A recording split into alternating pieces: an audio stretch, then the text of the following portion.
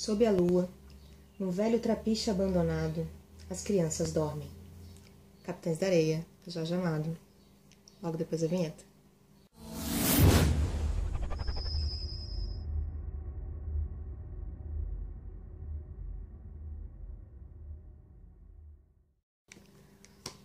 Oi pessoal, e aí, tudo bem com vocês? E então, hoje nós vamos conversar sobre Capitães da Areia de Jorge Amado, aquele que vocês decidiram no Você Decide do mês. E, em primeiro lugar, eu só queria agradecer por vocês terem escolhido essa leitura, porque realmente, quem disse nos comentários é sensacional, você vai amar. Estava completamente certo. Eu amei isso aqui. Capitães da Areia foi publicado em 1937, na época do Estado Novo de Getúlio Vargas. É da fase aqui, da segunda fase do modernismo. E essa primeira fase do Jorge Amado, onde ele falava de muita crítica social.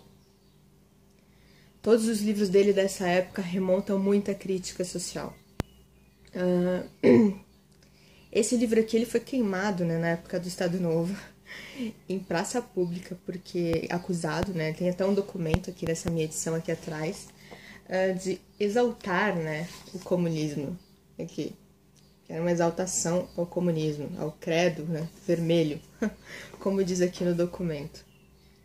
Jorge Amado também foi preso por 3 vezes, porque ele era comunista, né, foi filiado durante muito tempo no Partido Comunista, inclusive se elegeu deputado pelo Partido Comunista.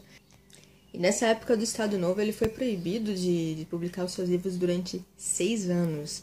Também na década de 50 foi proibido ali de entrar, né, nos Estados Unidos, assim como as suas obras. Como vocês podem ver, esse livro aqui deu muito o que falar e é até hoje um dos mais vendidos do Jorge Amado. Jorge Amado é um dos escritores mais conhecidos, né, no mundo, né, escritores brasileiros, um dos mais conhecidos, um dos mais traduzidos e um dos mais adaptados aqui também. Já foi adaptado para filme, peça de teatro, até mesmo para novelas e séries. Mas a grandiosidade do Jorge Amado, na minha opinião, é conhecer e falar muito bem do povo brasileiro. Falar das pessoas. Ele parece ter enxergar a gente de uma clareza, sabe? E o povo mesmo, o povo brasileiro. A sua parte mais humilde, mais pobre, naquela sua alegria e sacrifício diário. É incrível como esse homem tem essa visão do povo, né, da população, e essa visão da Bahia também, né, nos seus livros, mas que se espalha pelo Brasil. Bom, Capitães da Areia vai falar desse grupo de meninos, né, que vivem nesse trapiche, como eu li no início ali para vocês, abandonado, né, na cidade de Salvador, cidade da Bahia, como muitas vezes o Jorge Amado fala aqui durante o livro.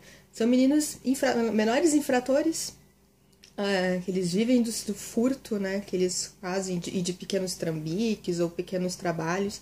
Eles não têm pai, eles não têm mãe, eles vivem abandonados ali e dormem naquele trapiche quase sem teto, né, que quando chove eles têm que se esconder em buraquinhos ou se apertarem para não se molhar. Então, são ali, estão largados, sem a atenção de ninguém, nem de um supervisor. Eles têm um padre, né, o padre José Pedro, e a mãe de santo, Dona Aninha, que, de certa maneira, dão um pouco de conforto para os meninos. Assim como outros, como o Querido de Deus, que é um capoeirista, ou o João de Adão, que trabalha nas docas e é um grevista. Ele diz aqui mais ou menos que esses meninos são em torno de 100 ou mais, em idades mais variadas, né? de 6 anos até uns 16, né? Que é o mais velho deles aqui que tem. O chefe desses meninos é o Pedro Bala, que tem 15 anos aqui, né? E nós vamos ter a visão, né, desses meninos, dos Capitães da Areia, ali pelos seus líderes, né? Por um pequeno grupo, que é o Pedro Bala, que é o chefe, o João Grande, que é um menino com um coração maior que o mundo, né? Um negro com um coração lindo. Também tem o professor. Esse você vai se identificar, como eu também me identifiquei. Ele rouba livros, ele é o único ali que lê, né? Que lê, digamos, que lê bem. Ele lê os livros e depois conta, né, as histórias para os meninos. Tem o Sem Pernas, que tem uma das histórias mais tristes de todos aqui do livro. E ele carrega dentro de si muito ódio, né, por todos ao seu redor e por ele mesmo. Tem o Volta Seca, que saiu do sertão, a mãe foi assassinada, que é apaixonado pelo seu padrinho, que é o Lampião. Tem o Gato, que é um menino mais bonito, né, malicioso e que tem um caso com uma prostituta. E tem também o Boa Vida, que é um menino mais boêmio, que gosta de cantar e gosta de tocar. E o Pirulito, que é um menino que procura o seu consolo, né, em Deus. Inclusive é o que o padre José Pedro consegue tocar, né, e produzir nele até uma vocação religiosa. E mais tarde vai se juntar a eles a Dora, que se torna meio que uma mãe, uma irmã, né, ali para todos eles. Esse livro basicamente é dividido em 3 partes. Na primeira parte você vai ter ali a apresentação dos personagens, né? Cada capítulo vai dar foco num desses meninos e você vai ali ver a crueldade, a brutalidade, ao mesmo tempo a imensa ternura, né, que eles despertam. A segunda parte aqui vai ser a entrada da Dora, também vai ter uma epidemia aqui pela cidade. E a última parte é o desfecho, onde o que esses meninos vão se tornar, né, no futuro. São capítulos pequenos, a escrita do Jorge Amado ela é rápida, flui de uma maneira incrível, o ritmo do livro é intenso e você vai rir, você vai chorar, você vai ter raiva. Vai ser um livro que vai mexer assim, profundamente com você e vai falar desse problema, né, que até hoje é tão atual, né, que é a criminalidade, né, dos menores infratores, né. É atual demais até hoje, infelizmente. Jorge Amado, para escrever esse livro, tem até um comentário da Zélia Gattai aqui no final, dormiu no trapiche com esses meninos alguns dias, e ela até fala por isso a realidade, né, dos detalhes que ele consegue descrever aqui nesse livro. Enquanto eu li esse livro, veio muito à minha cabeça Crime e Castigo, porque eu acho que o Jorge Amado faz com esses meninos o que Dostoiévski faz com Raskolnikov, que é aquela coisa de humanizar, né? Porque você muitas vezes vê como Raskolnikov o criminoso que fez o crime, você só vê aquilo ali e você logo quer dizer que aquele homem é um monstro e que ali não há humanidade, né? Na prisão ou no criminoso. E tanto você vê como Raskolnikov é capaz da pior crueldade e das maiores, né, gestos de solidariedade e bondade. A mesma coisa Jorge Amado faz com esses meninos. Eles têm ali a crueldade, sim, o ódio dentro deles, mas eles também são crianças. E eles têm uma parte ainda ingênua, apesar daquilo. Apesar de toda essa desgraça, eles ainda têm essa parte ingênua de crianças e a necessidade que eles têm de afeto. Então, Jorge Amado e Dostoiévski conseguem humanizar isso. E nós, né, como sociedade, tentamos desumanizar. É tanto que pouco tempo já teve a discussão aí de diminuir, né, a menoridade penal para prender, né, crianças ainda, para sacrificá-los ainda mais do que já se é. O que eu acho muito interessante no Jorge Amado é que ele mostra esse desamparo, esse grande problema da nossa sociedade, mas ele não reduz isso a uma resposta simples. O que ele diz aqui pra gente é que é a luta diária. E você tem que lutar sempre para que isso, né, seja superado, para que a gente encontre uma saída. Não há resposta fácil, como simplesmente diminuir, né, a maioridade penal.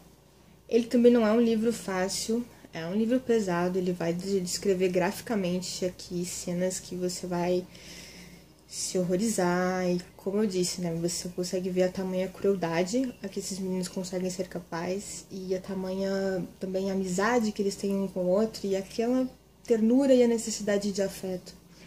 Tem um capítulo aqui que é um dos mais lindos e comoventes do mundo, né, que os meninos vão trabalhar num carrossel velho, um pouco ainda aos pedaços, mas tem umas luzes bonitas e uma música de uma valsa antiga.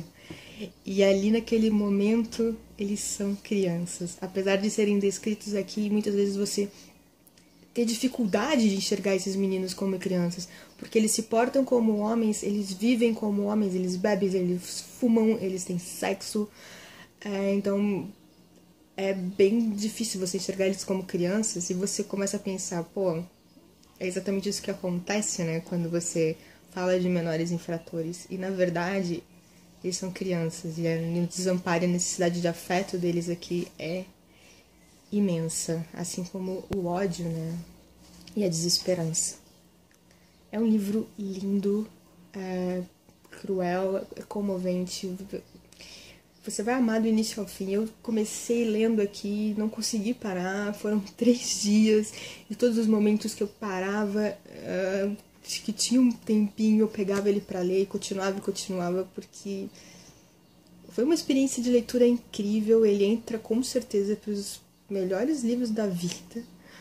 Eu amei essa leitura, ela me comoveu assim de uma maneira profunda.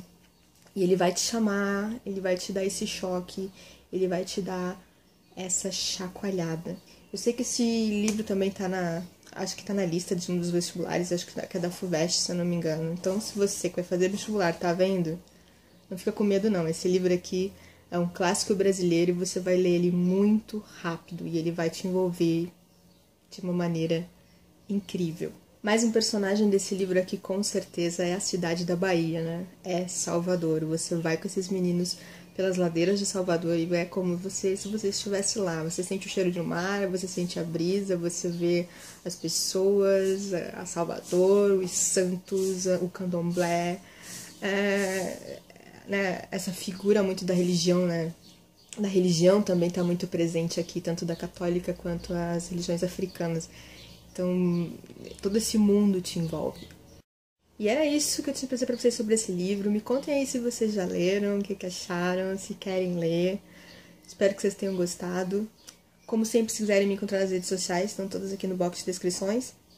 As que eu mais utilizo, né? Facebook, Scooby, Twitter, Instagram, @algo mais. E a gente se vê. Beijos. Tchau, tchau. João José, o professor, desde o dia em que furtara um livro de histórias numa estante de uma casa da Barra, se tornara perito nestes furtos. Nunca, porém, vendia os livros, que ia empilhando num canto do trapiche sob tijolos, para que os ratos não o roessem. Lia-os todos, numa ânsia que era quase febre. Lá em cima, na cidade alta, os homens ricos e as mulheres queriam que os capitães da areia fossem para as prisões, para o reformatório, que era pior que as prisões. Lá embaixo, nas docas, João de Adão queria acabar com os ricos, fazer tudo igual, dar escola aos meninos. O padre queria dar escola, casa, carinho e conforto aos meninos, sem a revolução, sem acabar com os ricos. Mas de todos os lados era uma barreira. Sim, um grande medo de que sejam bons para ele. Não sabe mesmo por quê, mas tem medo, e levanta-se, sai do seu esconderijo e vai fumar, bem por baixo da janela da senhora. Assim verão que ele é um menino perdido, que não merece um quarto, roupa nova, comida na sala de jantar. Assim o mandarão para a cozinha, ele poderá levar para diante sua obra de vingança, conservar o ódio no seu coração. Porque se esse ódio desaparecer, ele morrerá, não terá nenhum motivo para viver.